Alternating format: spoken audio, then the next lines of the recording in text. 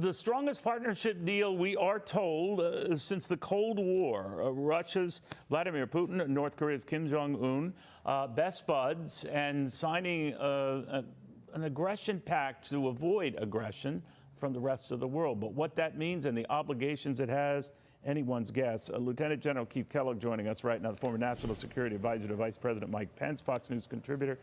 General, this one's a strange one. I know we have strange bedfellows, but this is raising a lot of eyebrows. Just what kind of pact did they sign? Yeah, Neil, thanks for having me. Good to be with you again. Look, this is pretty significant when you think about it. It's the first time that Putin has been back to North Korea in over 2 decades. And he comes in, he brought his first team with him. He brought Lavrov, his foreign minister. He brought in Shoigu, his defense minister.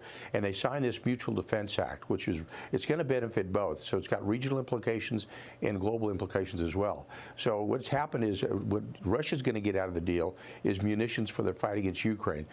North Korea has already provided them over 2 million 152 millimeter howitzer rounds, which allows the Russians to outgun the Ukrainians almost 10 to 1. Plus, they're giving them all the other technology that they need to fight with. Plus, they've given them over 10,000 shipping containers of munitions. And what Korea gets out of it, it kind of reduces their isolationism in the region. And it solidified this axis of evil, the axis of China and Iran and North Korea and Russia. And part of the frustration we've all got to feel is, what are we going to do about it, or what's our response going to be? You know, this is one of those issues where there's an arcade game called whack-a-mole, where a mole comes up and you hit it with a hammer and knock it down.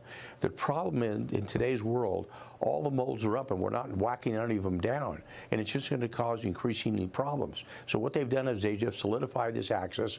Kim Jong-un is now a friend. We tried to isolate him when Trump was in power, when we basically said, okay, if we can continually move them individually away from this axis of evil, that's the way to go.